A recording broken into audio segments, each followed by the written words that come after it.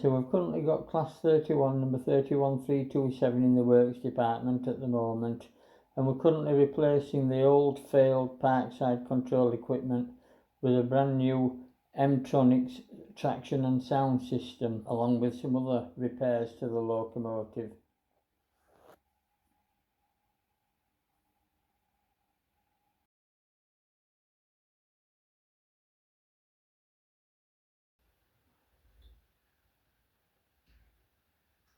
Hi there, welcome back to the channel, and in particular welcome back to the class 31 upgrade and repair work series that I'm currently going through.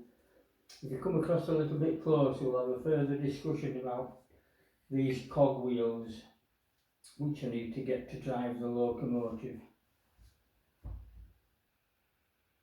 If you recall back some time to a previous episode, I was going through these gears and I measured it across the diameter of the gear with the vernier caliper, and I also measured the thickness of the gear again with the vernier caliper, and I was trying to count these teeth, and the way I was doing that, I was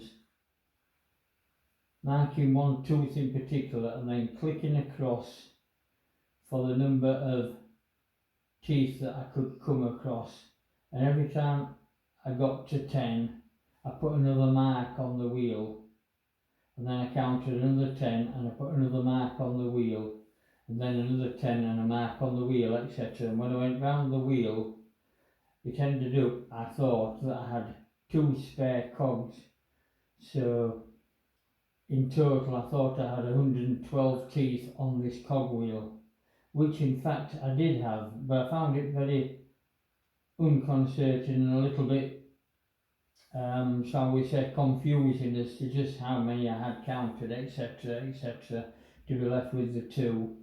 So I had a thought, and I thought I would like this wheel to be bigger really, and then it would be easier to count if I had a bigger wheel. So a eureka moment came upon me. I thought, well, let's make a bigger wheel then. So if I draw around the inside diameter of this hole here, and then I went along on the edge of each tooth, and at the edge of each tooth I just marked with a pen adjacent to the edge of each tooth. I just marked that on the paper that I had here, and I'll just do that now and I'll come back to you.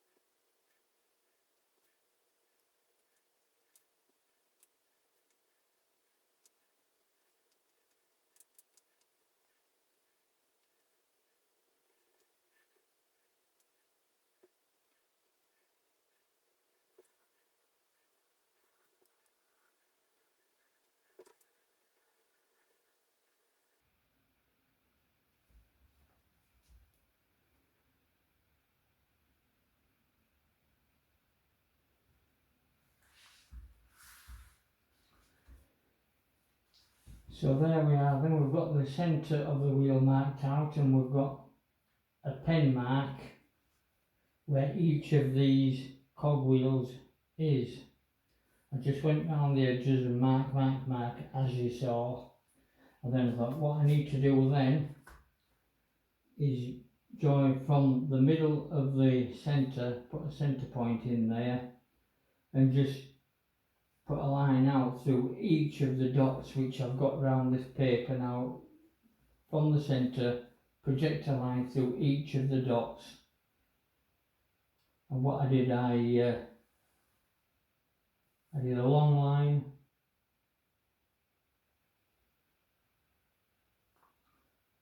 and then a somewhat shorter line, and then the next one would have been a long line again,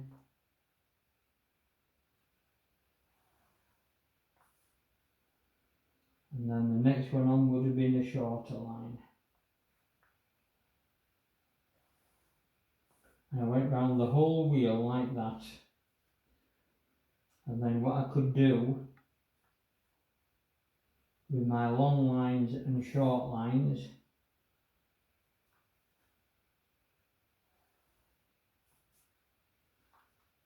I could write a number at the end of each line, counting one of these small points here, such that it was a bigger circle for me to look at.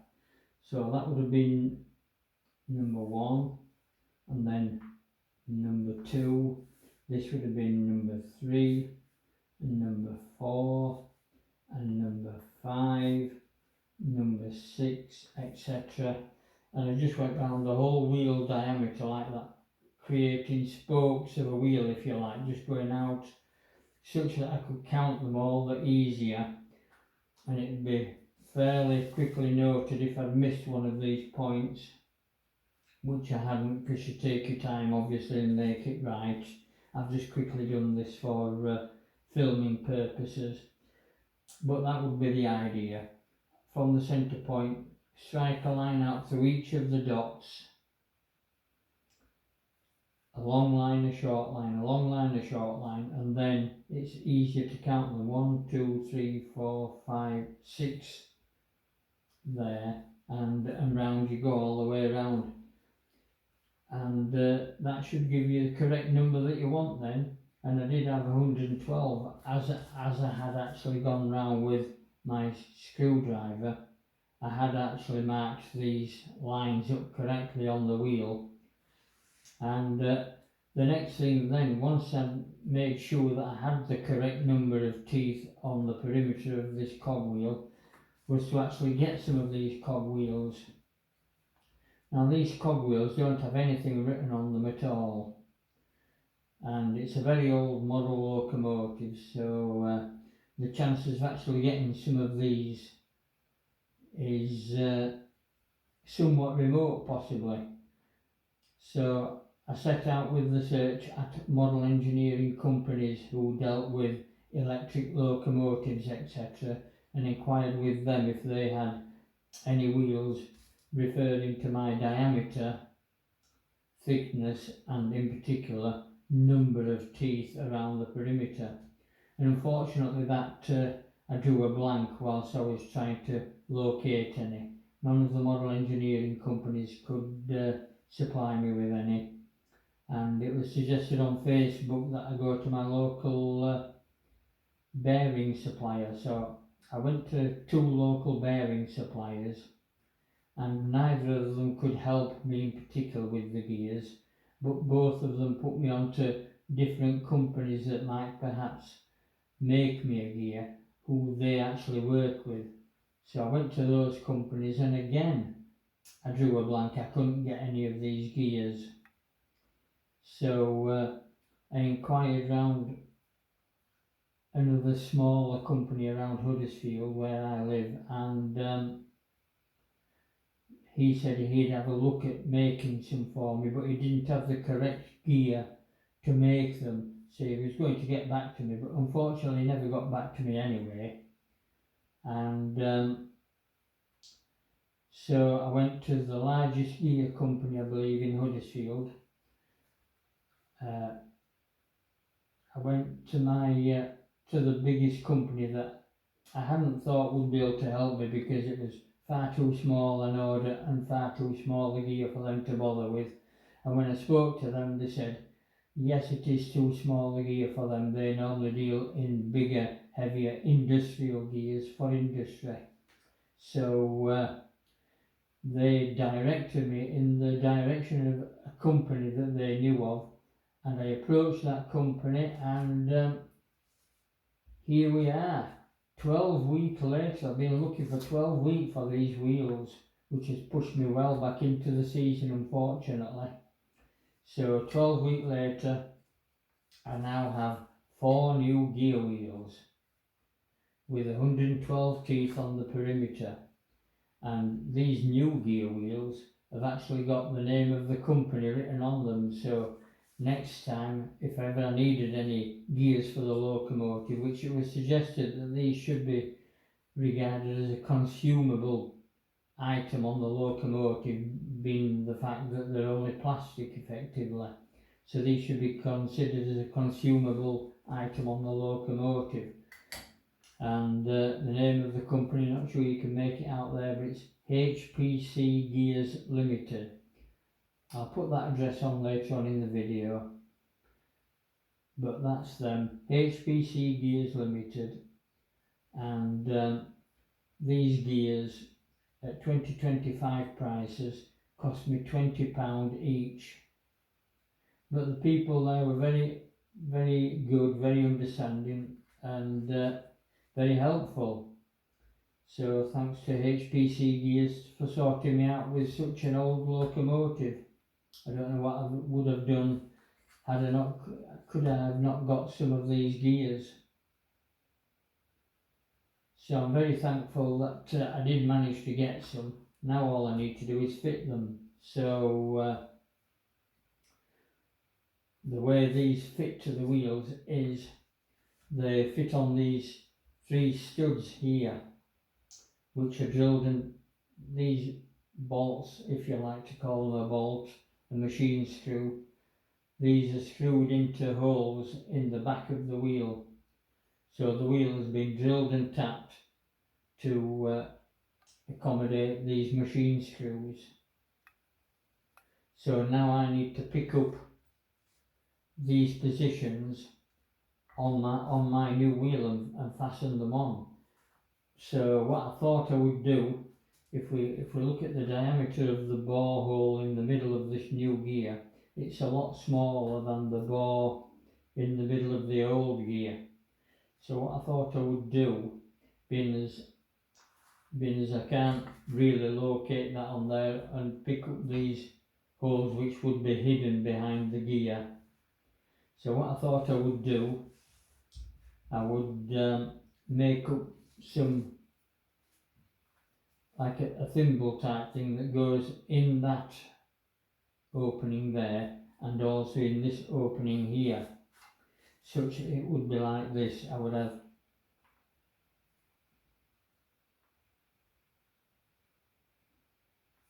a small diameter that would fit the smaller bore in the new gear, and then I would make another diameter like that would fit the old gear. So then the 2 gears could be pushed onto this new mandrel, if you want to call it a mandrel. The big one could go on first, and then the smaller one could go on. And turned in the lathe, these would be symmetrical with each other. So the 2 cogwheels would then sit one in front of the other. And if I make these shoulders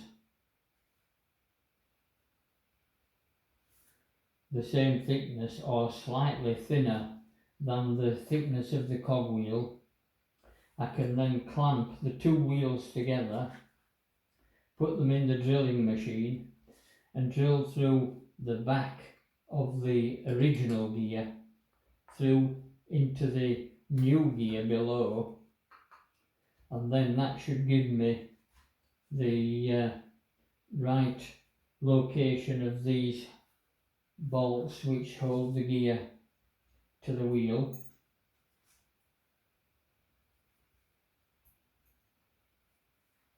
That would do that, and then I would put these cogwheels in the lathe and bore out.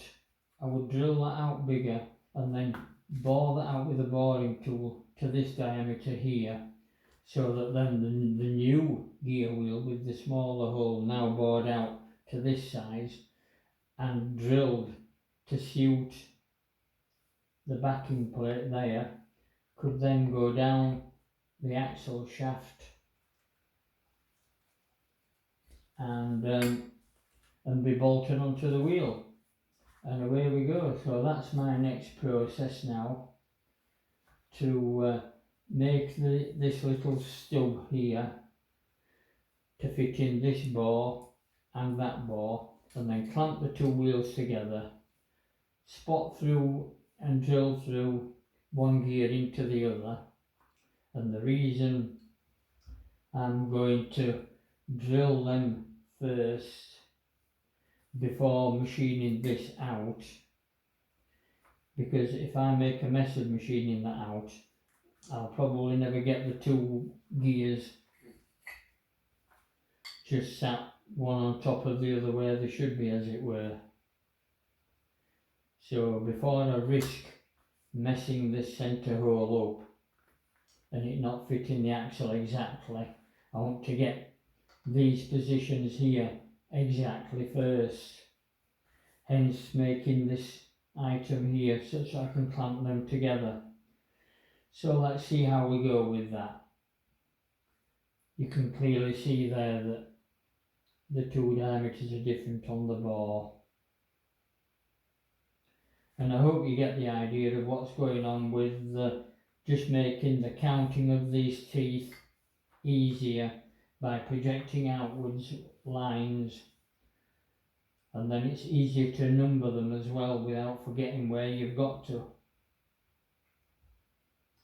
So there we are, that's the next step then, to get these plastic wheels to fit on the back of these wheels, and then we need to get that sorted out such that we can get the motors back into the bogies that they fit into, and then I can get the bogies under the locomotive, and that will allow me then to pull the cabling up through the bushes that we put in the base of the locomotive, so I can get the cabling up there before I put the speaker box on, because the speaker box will sit over the top of some of these bushes, so the cables need to come up and be brought out to the edge of the speaker box such that they can be connected up, etc. So that's the next step. Let's see how we go with that. I'll see you all at the lathe. So I've just put this very rough piece of steel in the 3-jaw chuck which I found in my scrap bin, and the idea is now to turn down a diameter on this steel to accept this original wheel from the locomotive through this gap here, which is about 12.5 millimeters.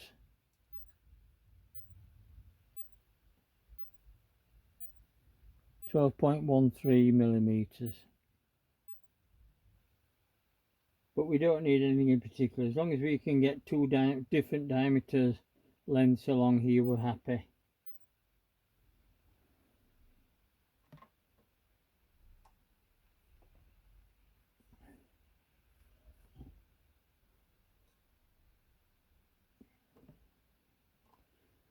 Just give that a safety turn to make sure everything's tight and everything's missing here. We don't want anything to be catching when we first turn it on.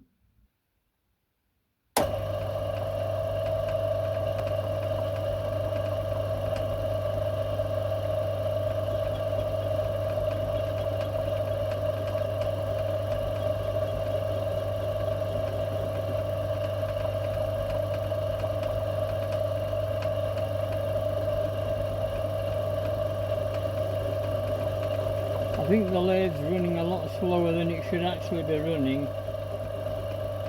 but for a beginner, as long as you're happy with the speed and the tool can cut the steel and the machine sounds happy, that's all you can ask for as a beginner, I think.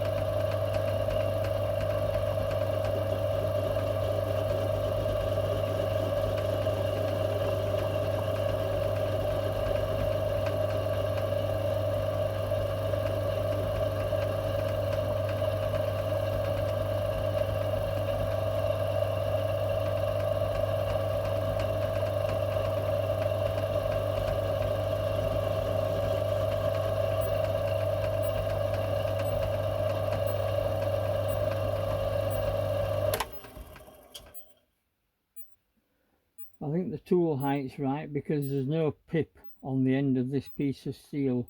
If the tool height was set incorrectly, there might well be a pip sticking out of the end of the steel, and there isn't one. I can't feel one at all, I can't see one. So I'll start to turn down the diameter now.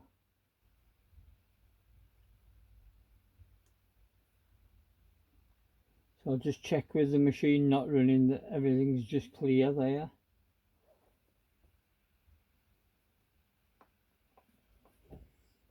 And it isn't, because of the irregularity of this this steel. As I said, it's all gnarled up at the end and misshaped from round. So in a sense, it's a good job that I was checking that everything was clear. So that's what I always like to do, check that everything's clear, everything seems tightened up, etc. Nothing's likely to move. And then when I get the work turning, then I'll introduce the tool into it. When it starts to cut, then I'll move along a bit and I'll have a quick measure of that, and we'll just go in trial and error really until we get this diameter to fit on the shaft that we're going to create.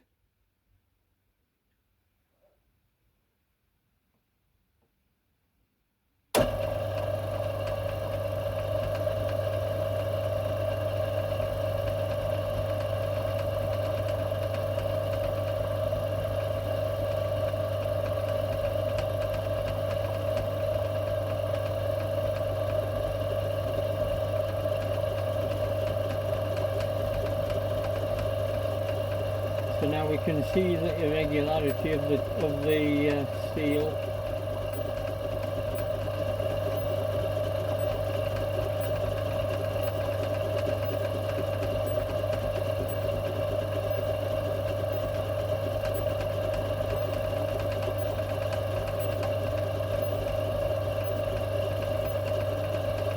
The steel is considerably oversized for what we actually need.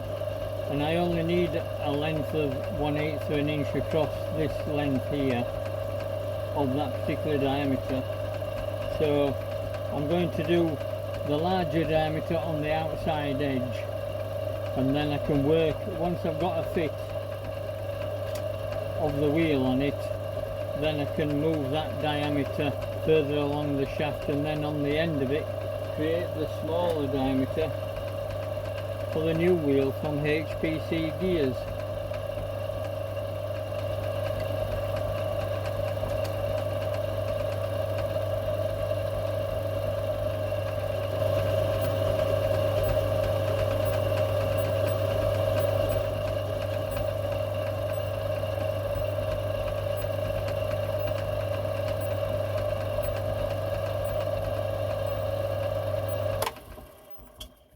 You can see that we've not even started to cut the steel in round yet, but because the steel is oversized by quite considerable amount, it doesn't matter that it's not quite cutting all the way around yet. When we get down to a diameter that we're looking for, it will be cutting on all faces.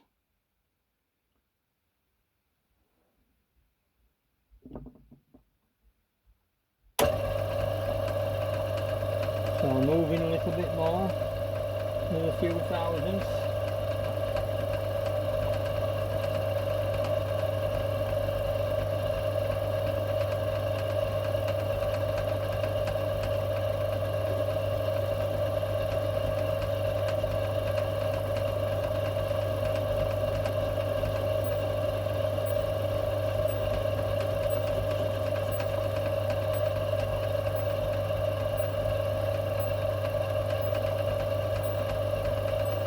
Moved in another few thousandths.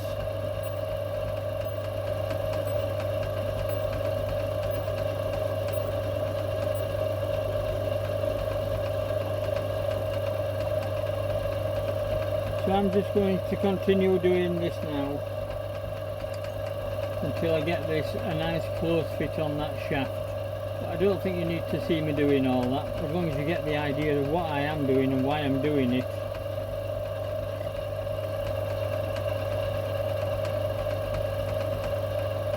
So I'll see you when we've got this a bit further down.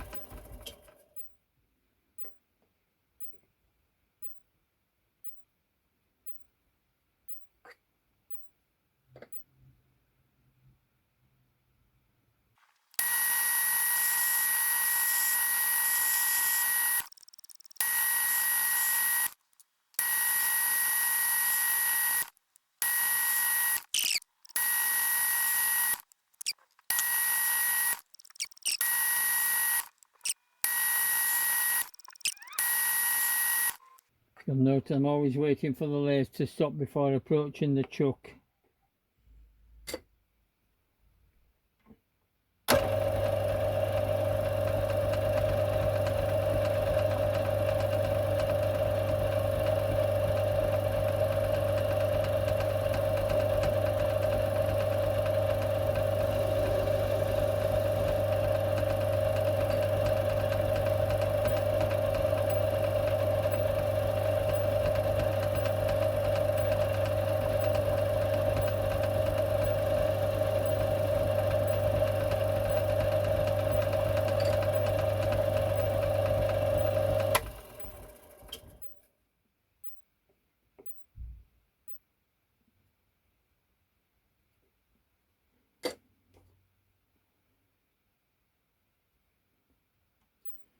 I'll just place some emery cloth on it. I'm beginning to wonder whether I did overshoot and whether it's actually not big enough.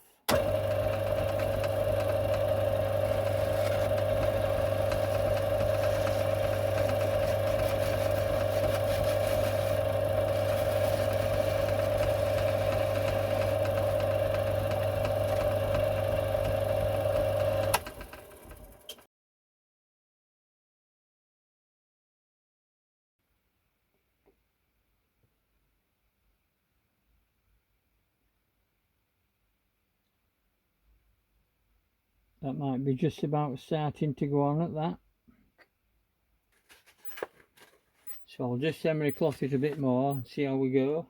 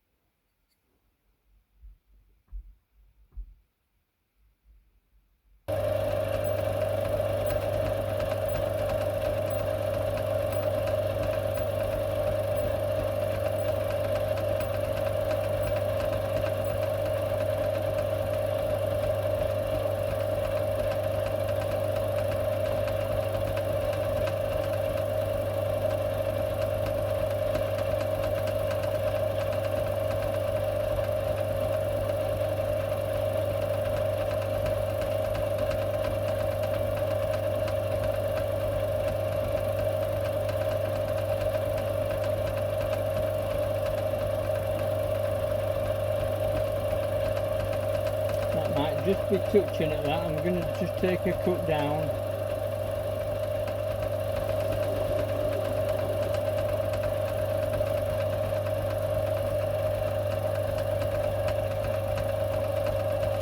Well, it's clearly more than just a touch, wasn't it? But I don't think that's too bad. I'll just back it out a little bit.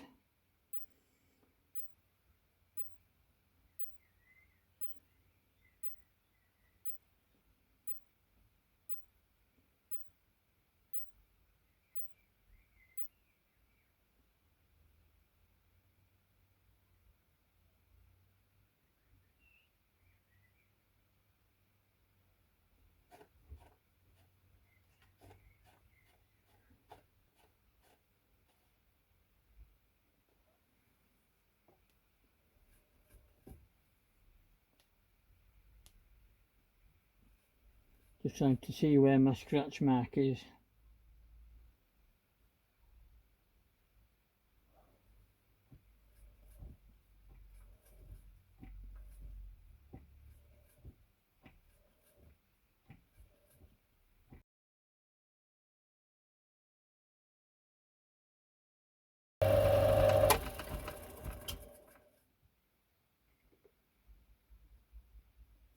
So that's on there now, a nice fit.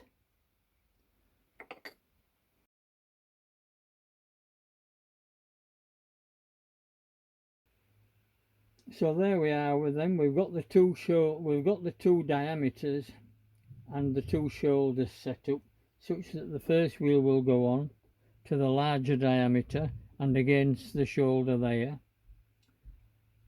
And then the second wheel, if I can get that off, the second wheel then will go on to the smaller diameter and up to the second shoulder, and this wheel will be trapped between it like that behind it. And then once we've done, so I'm going to saw that off now, and then I'll just have that short piece, and then we can see about how that can fit into the drill such that I can drill through these 3 holes.